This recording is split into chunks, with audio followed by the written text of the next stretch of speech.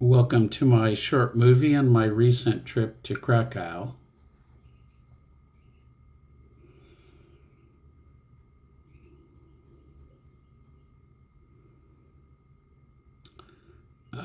I arrived a day early, actually 2 days early, to try and accommodate jet lag.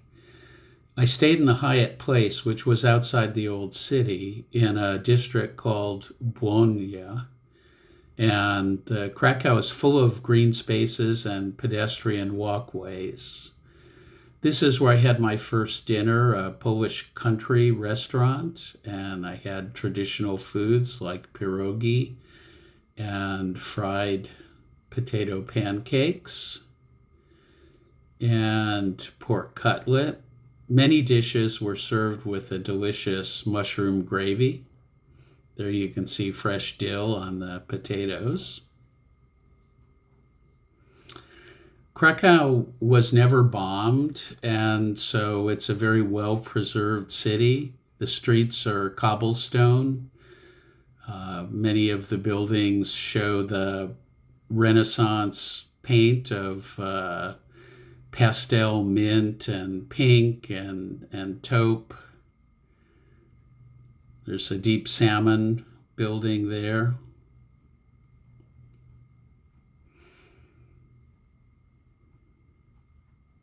Really is a magnificent city and one of the few cities in Northern Europe that was not bombed during World War II. On virtually every corner in the old town, there was a church.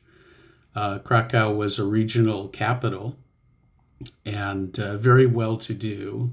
In addition, there is a salt mine just slightly south of Krakow. And of course, salt was a very important source of revenue for older cultures 500, 400, 300 years ago when modern methods of preservation didn't exist. The old town has quite a few plazas. This is, I'm going to butcher the pronunciation, Szczepański. And that first building was an art museum, which had a lot of wonderful paintings. Poland, unfortunately, sandwiched between Russia and Germany, had much of its art looted, but there are some pretty amazing pieces that remain. These are all monumental paintings. They're some of them 10, 12 feet wide and 7 and 8 feet high. And the styles range from traditional 18th and 19th century formalist painting to Impressionism.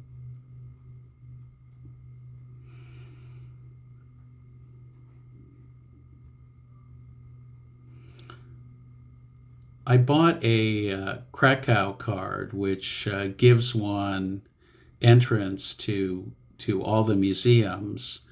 If you're over 65, you probably can do better by not buying this card and asking for senior prices. The food was excellent. This was my favorite restaurant, Dorothy's Kitchen, and a duck is a Polish favorite and inexpensive. Here's stuffed cabbage rolls, something my grandmother made. Here's pork goulash with kasha, another dish I learned how to cook from my grandmother. It's buckwheat groats. More duck, the ubiquitous potatoes, in this case, croquettes. Oh, and a nice wild sour cherry sauce for the duck. Dorothy's Kitchen had some great salads as well. Here's a pear and blue cheese salad. And most places serve these delicious apple fritters for dessert. This was my favorite lunch spot. I found it by looking for a place where there are a lot of locals. And ubiquitous in Krakow are these Krakow bagels, they call them. They're like pretzels, but not quite what we think of a bagel, but they're actually boiled first and then baked, so similar in preparation. Here's the Krakow card. I used the Krakow card to get into the National Museum to see this female portrait done by Leonardo da Vinci, one of the few da Vincis I've seen besides the Mona Lisa. This is a very dramatic Rembrandt landscape. And there were some fantastic mosaics, portrait mosaics. This is the main square. That's the St. Mary's Church to the left. And a trumpeter plays out of the top of that church on the hour. This is the inside. You're not supposed to take pictures, but I didn't know that when I took this. Incredible frescoes. This is the main square where also the church is located. This is the Cloth Hall, the old guild house. And there's an archaeological excavation underneath. Here I am underneath the Cloth Hall. And there actually is a walkway that goes over the ancient ruins. It's quite eerie to walk on. Boyan, the main square was hopping at night, just filled with people. This is actually the largest main square in all of Europe. I don't know the dimensions, but it's good. This is St. Florence Gate on the northern part of the old city, and it has Florianska Street that leads to it, which is a pedestrian mall lined with shops. This is the Barbican, the ancient entrance to the city. It's a 15th century building. Here's the inside. You can see that brick construction was common, which seems kind of unusual for 500-year-old buildings. These look like very old bricks. I don't know what kind of reconstruction has been done. Maybe none at all. This is the oldest building in Krakow. It's a building from Jagiellonian University, which was founded in the mid-14th century. This is the Wawel Castle. Here's another view. This is the Vistula River that goes through town. And it was great to have a beer on these moored boats. The Vistula, which is pronounced Wisła in Polish.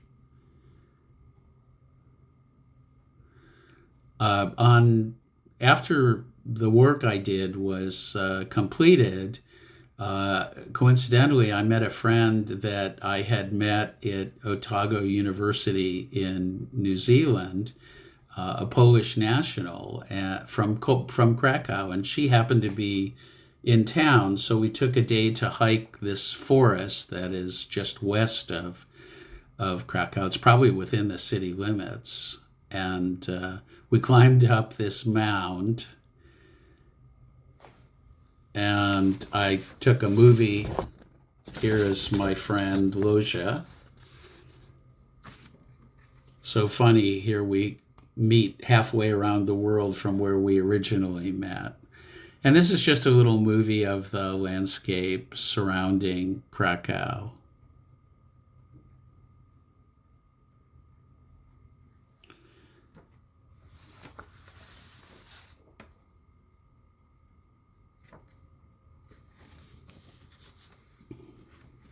There are two of these big mounds in the forest. I've forgotten the name of this one.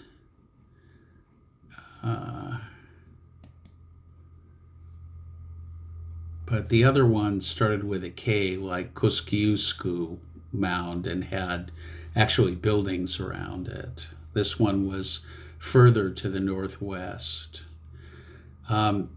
After that pleasant day, I decided to do some shopping. I went into this store that had Judaica, and I was particularly looking for pre-Holocaust items, including this mezuzah and this Kiddush cup.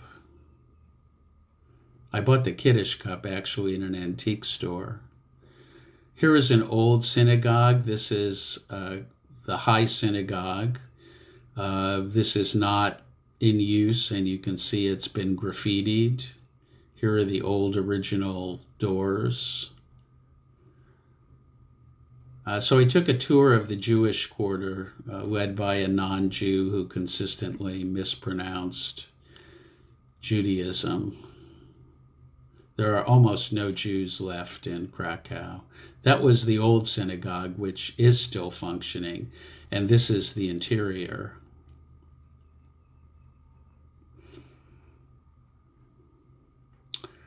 This is where another old synagogue stood, and apparently in the old Jewish quarter, Kazimierz, this, sorry for that blip there. This is another synagogue. This is the Jewish Community Center, which is in Kazimierz.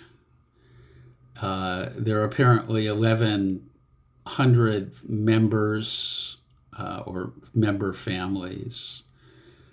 South of the town is the Oskar Schindler's factory, which is now a museum. And so here's the actual gates of the factory that people came in and out of. You can see the pictures are of Jewish people that he saved.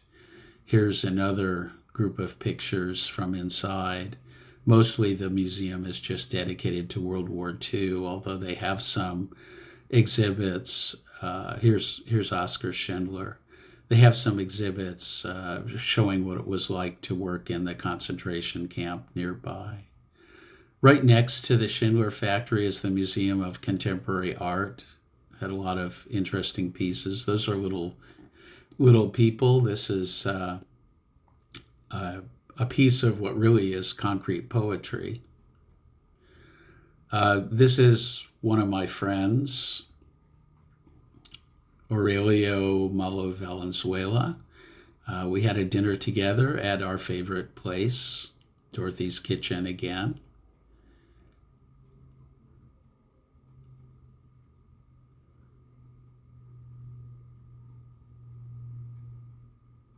And that's it.